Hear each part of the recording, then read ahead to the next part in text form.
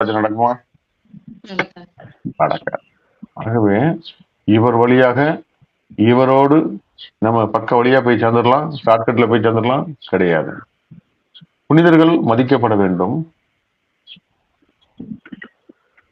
அவங்களெல்லாம் நம்ம கனப்படுத்தணும்.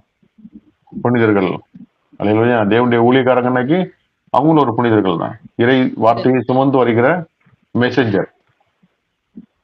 ஒரு தேவனுடைய வார்த்தையை சுமந்து வர்றவங்களுக்கு என்ன மரியாதையோ அதே மரியாதை தான் தேவனை கருவாக பெற்று பெற செய்கிற பிள்ளைகளுக்கும். ஆமென். அல்லேலூயா. அதே சமயம் சத்தியம் தான் நம்மளை விடுதலையாக்கும். அல்லேலூயா. ஆகவே நம்ம இந்த இப்படிப்பட்ட சத்தியங்களை நாம் அறிந்திருக்க வேண்டும். ஏதோ போனோம் சின்ன வயசுல இருந்து அங்கேயும் ஒரு காலு இங்கேயும் ஒரு காலு அப்படின்னு இல்லாம, நானே வழியும் சத்தியம் ஜீவனுமா இருக்கிறேன், என்னை அல்லாமல் இயேசுங்கிற நாமம் இல்லாமல் மீட்பு இல்லை, விடுதலை இல்லை, ஆமென். வேறொரு நாமம் கொடுக்கப்படல. வானோர் பூலத்தோர் எல்லாருக்கும் மேலான, எல்லா நாமத்துக்கும் மேலான ஒரு பேரு இயேசு. அல்லேலூயா. ஹல்லேலூயா.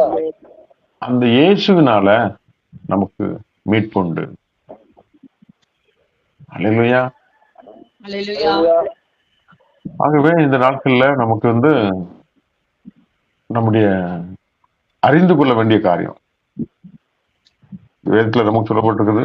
குமாரன் விடுதலையாக்கினால் மெய்யாகவே விடுதலையாவீர்கள். மெய்யாகவே நீங்கள் விடுதலையாவீர்கள். சத்தியத்தையும் அறிவீர்கள், சத்தியம் உங்களை ஆவியானவர் எங்குண்டோ இங்கே விடுதலை உண்டு.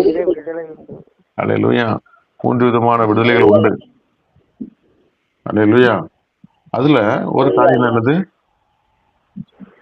நமக்கு விடுதலை வேணும்.